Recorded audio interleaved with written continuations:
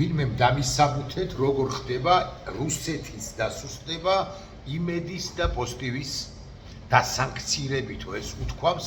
საგარეო საქმეთა მინისტრად წოდებულ პირს მაკა ბოჭორიშვილს და სიმართლე გითხრათ გარკვეულწილად მეზარება, პირდაპირ მნიშვნელობით მეზარება,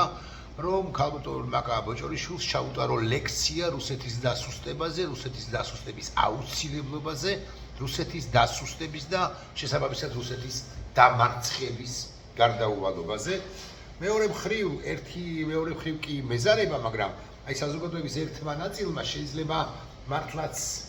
არ იცოდეს, რატომ და როგორ სუსტდება რუსეთი, მაშინ, როდესაც პატარა საქართველოში ძალიან პატარა პოზიტივის, ან პატარაზე დიდ იმედს ასანქცირებს ბრიტანეთი ამ შემთხვევაში და ზოგადად კი დასავლეთი, ამიტომ 2-3 სიტყვას თქვენისებართვით მაინც ვიტყვი. ახლა პირველ ყოვლისა დავსვამ კითხვას, როგორ გონიათ, დასუსტდა თუ არა რუსეთი შორს, ძალიან შორს სამხრეთ ამერიკაში, როდესაც მადურო გაიტაცა აწკაპნა, ასე ვთქვათ, ვენესუელის ყოფილ დიქტატორზე ამერიკის შეერთებულმა შტატებმა და რა საკვირველია, რუსეთი, რომელიც ბაქიბუქობდა, რომელსაც თავი მოჰქონდა და რომელიც ამბობდა, რომ მადუროს ან მის ინტერესებს ნებისმიერ შემთხვევაში დაიცავს, რუსეთი დასუსტდა სამხრეთ ამერიკაში, ვენესუელაშიც კი, როდესაც შეერთებულმა შტატებმა მსოფლიო ისტორიაში არანახული და საოცარი ისტორია კი არა ოპერაცია ჩაატარა, ისტორიული ოპერაცია ჩაატარა, დასუსტდება თუ არა რუსეთი ახლო აღმოსავლეთში თუ მოგვარდება ერთხელ და სამუდამოდ ირანის სულიერი ლიდერის აიათოლა ალი ხამენეის პრობლემა და საერთოდ ირანი გარდაიქმნება სხვაგვარ სახელმწიფოდ. რა საკვირველია, დასუსტდება, რუსეთს აქვს ინტერესები ახლო აღმოსავლეთში, არა თუ ახლო აღმოსავლეთში, აქ გითხარით, სამხრეთ ამერიკაშიც კი, რუსეთი არის ყველგან ვიმეორებ, სადაც სადამდეც მას ხელი მიუწვდება და შესაბამისად მისი გავლენების დასუსტება ამა თუ იმ ქვეყანაში, მათ შორის საქართველოში, არის რუსეთის დასუსტების და შესაბამისად უკვე შემდგომ მისი დამარცხების მადასტურებელი ან მიმანიშნებელი, რომ რუსეთის ფედერაცია, პუტინისტური რუსეთი, ეს ჯოჯოხეთური სახელმწიფო დამარცხდება. საქართველოში რუსული ნარატივის მთავარ გამავრცელებელი არა პოზიტივი, რომელიც მართლაც პაწყუაა, არამედ პაწყუაზე დიდი სოედასო ტელეკომპანია იმედი იყო, რომელიც დასანქცირდა ახლა და იცით თქვენ, რომ ძალიან მძიმე მდგომარეობაში არის აღმოჩენილი არა ყინჩად მყოფი იმედის ცალკეული ეგრეთ წოდებული სახეები, მაგალითად ჯაჯანიძე, მაგალითად სულაბერიძე, მაგალითად არ ვიცი კიდე სხვა ვინმე გააკეთებს განცხადებას ან უკვე გააკეთა, არამედ სულ მდგომარეობაში არიან ბექში, ან უკან მყოფი დემონტაჟეები, ჟურნალისტები, ოპერატორები, სოციმედიის თანამშრომლების სხვები და სხვები, რომლებიც გრძნობენ საფრთხეს, რომ რომელიღაც ეტაპზე იმედის ახალმა მფლობელებმა შეიძლება მათ პირდაპირ მნიშვნელობით ფული ვეღარ გადაუხადონ იმისა და გამო, რომ სანქციები არის არა მხოლოდ ბრიტანული, ასე უნდა ვთქვათ, არამედ არის საერთაშორისო სანქციები, ანუ ბრიტანული სანქციები გადავრცელდება სხვა სახელმწიფოებზე და ცალკეული სახელმწიფოები კი არა, სივრცეები კი არა, ევროკავშირი ასე მაგალითად, არამედ ქართული კომპანიების ბანკები და არა მხოლოდ ბანკები ვალდებულნი იქნებიან, რომ აღასრულონ სწორედაც რომ ბრიტანული სანქციები და აქედან გამომდინარე კი ყინჩად გამოიყურებიან ეს ეგრეთ წოდებული სახეები კი აგულიანებენ პირველ ყოვლისა საკუთარივე თანამშრომლებს და ეუბნებიან, რომ ჩვენ მაგრად ვიქნებით და ჩვენ რაღაცა ყველა პრობლემას დავძლებთ და ჩვენ ხელისუფლება მოგვეხმარება, აბა რას იზავს და აგე ხელისუფლება წოდებული ბანდის წარმომადგენლები აკეთებენ ცალკეულ განცხადებებს იმის თაობაზე, როგორ არ დაკეტავენ თუ როგორ არ შეექმნება პრობლემები იმედს, მაგრამ რეალური პრობლემები არსებობს იმედში და კიდევ უფრო გაღრმავდება ეს პრობლემები, როცა ასე მაგალითად მაქთი და ასე მაგალითად სილქნეთი ვალდებულნი იქნებიან, რომ საკუთარი ლისტიდან ანუ არხების გავრცელება იმედის მაუწყებლობა საკუთარი მაუწყებლობიდან თუ საკუთარ კომპანიებში აღარ გადაავრცელონ ფართო აუდიტორიისათვის. ამას მიუხედავად იმისა, რომ საქართველოს ხელისუფლება სილქ ტივის თუ Silk Group-ის მთლიანად ხელმძღვანელობას დაიბარებს, Maktis ხელმძღვანელობასაც დაიბარებს და ეთქვის, რომ არავითარ შემთხვევაში პლეილისტიდან არ უნდა იყოს ამოღებული იმედი და პოსტივი, სანქციები მათაც დაეკისრებათ, ანუ Maktis-ა და Silk-ნეტს, თუ ისინი ხელისუფლებას დაუჯერებენ, აღარ ვლაპარაკობ TBC ბანკზე, აღარ ვლაპარაკობ საქართველოს ბანკზე, რომლებიც არამედ ვერ მიიტანენ რეკლამას, თუ მაინც საკუთარი თავისთვის საზიანო ამ გადაწყვეტილებას მიიღებენ და მიიტანენ რეკლამას და აფინანსებენ, ანუ იმედსა და პოზიტივის, ამ შემთხვევაში სანქციები დაეკისრებათ მათაც და ეს არის ჯარიმები და ვინც ის საერთაშორისო ამბებიდან, საერთაშორისო საფინანსო პროცესებიდან მათი ჩახსნაც კი, იცით რომ მათი კაპიტალიზაცია საბოლოო ჯამში არ არის პატარა ჩვენი მასშტაბებისთვის და ამ პრობლემას წესით არ შეუქმნის საკუთარ თავს თუ TBC, რომელიც სააქციო საზოგადოებაა და თუ საქართველოს ბანკი, რომელიც ასევე სააქციო საზოგადოებაა და რომლის აქციომცვლელი აქციონერები არიან ეგრეთ წოდებული Deep State-ის წარმომადგენლები, მაგალითად BlackRock-ი, ასე რომ ემბრძვის ხმალამოღებული საქართველოს ხელისუფლება ზოგადად და კონკრეტულად ხელისუფლების პაჟი, ფილოსოფოსად წოდებული ზაზა ჩათილიშვილი და ამბობს, რომ აი ეს არის რაღაც აქვია ოლიგარქიული რაღაც ჯგუფი და ოლიგარქიული კომპანია, რომელიც მართავს ყველაფერს და ყველასო, აი BlackRock-ი არის სწორედ ერთი და მეორე თუ არ ვცდები ორივე საფინანსო ინსტიტუციის, კერძო საფინანსო ინსტიტუციის და მძლავრი საფინანსო ინსტიტუციის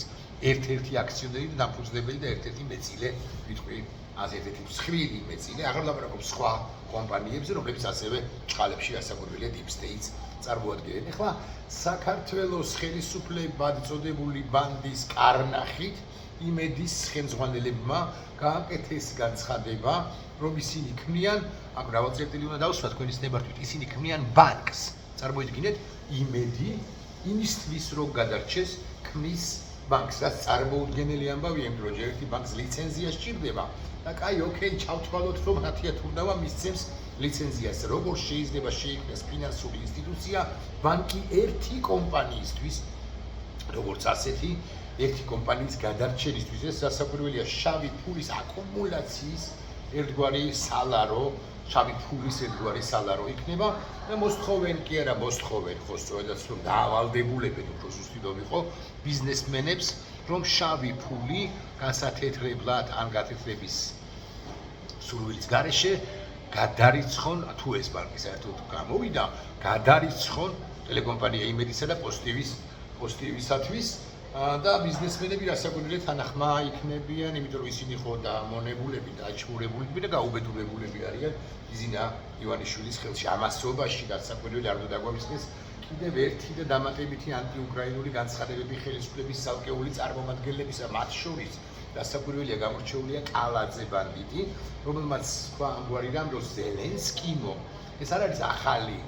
ან პირველად არ აკეთებენ ამგვარ განცხადებას, ზელენსკიმ მიხედოს საკუთარ ქვეყანასო კარგი, ვაპატიოთ,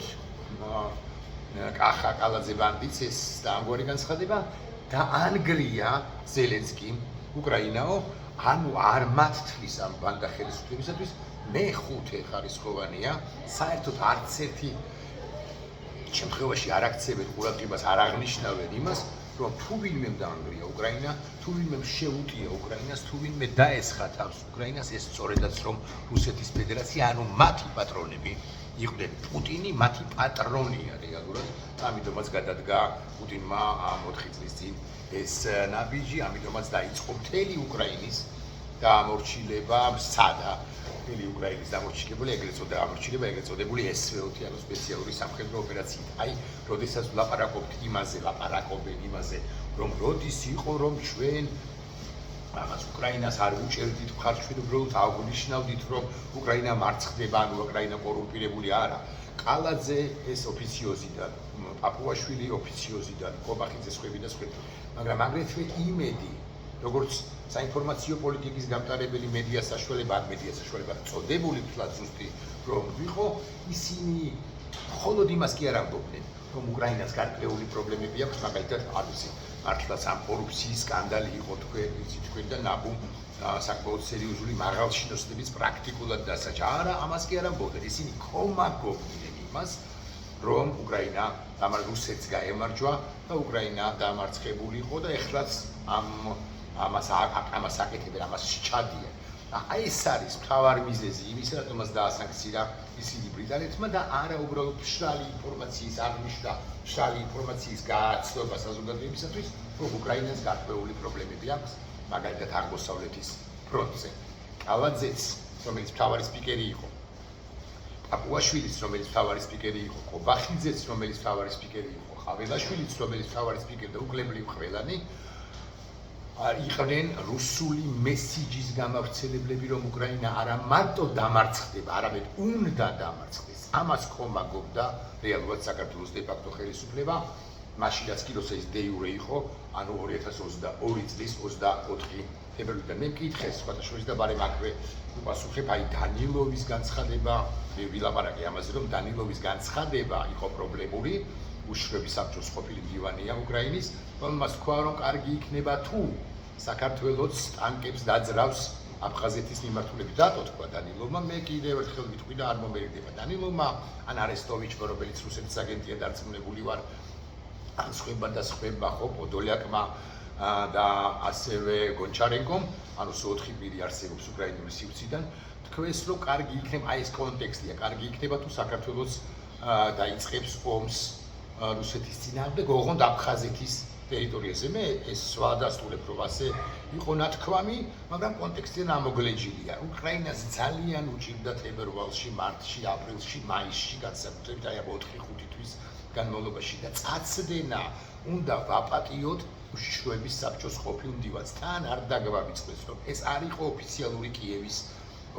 კიევის განცხადება, თუ ოფიციალური კიევის ოფიციალური განცხადება, ინტერვიუ საერთოდ რომ ვიცოდეთ, არ არის ოფიციალური განცხადება, ოფიციალური პოზიცია ამა თუ იმ ქვეყნისა, რომელიმე მაღალ ჩინოსნის თუნდაც ინტერვიუში გამოთქმული მოსაზრება, სადაც დამახინჯების აზრის დამახინჯების შანსი არც თუ დაბალია, დარწმუნებთ ამაში. ამის მიუხედავად, კარგი, ჩავუთვალოთ დანილოვს და რა ქვია იმას გონჩარენკოსაც, ასე პოდოლიაკს თუნდაც და არესტოვიჩს, რუსეთის აგენტს ჩავუთვალოთ, რომ ისინი შეცდნენ, თუმცა კვლავ ვიმეორებ, რომ შეიძლება უნდა ეპატიოთ ამგვარი შეცნობა იმ ქვეყნის წარმომადგენლებს, რომლებიც სრულ ძალიან მძიმე მდგომარეობაში არიან. დაგესხათ აბა რუსეთი თავს და რა სისულელეებს იყრანტალებთ, აგერ ნახავთ, თქვენ ისედაც ყრანტალებთ სისულელეებს, ანტისახელმწიფოებრივ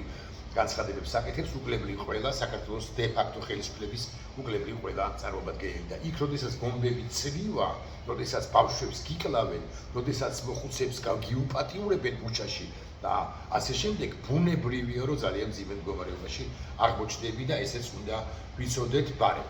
და კიდევ ერთი საკითხი, კონტექსტი ამოგლეჯილია, მეთქი როცა ვამბობ, ამას ვამბობ მთელი პასუხისმგებლობით, უკრაინას არ უნდოდა საქართველოს ომში ჩართვა, ეს ვიცოდეთ და ზელენსკიმ უკვე შემდგომ პერიოდში არაერთხელ დაადასტურა, რომ საქართველოს ომში ჩართვა უკრაინის ინტერესში არ იყო. ახლა შეხვედრა მეწყება თქვენი სტიმართვით და დაგემშვიდობებით. ნაყოფის.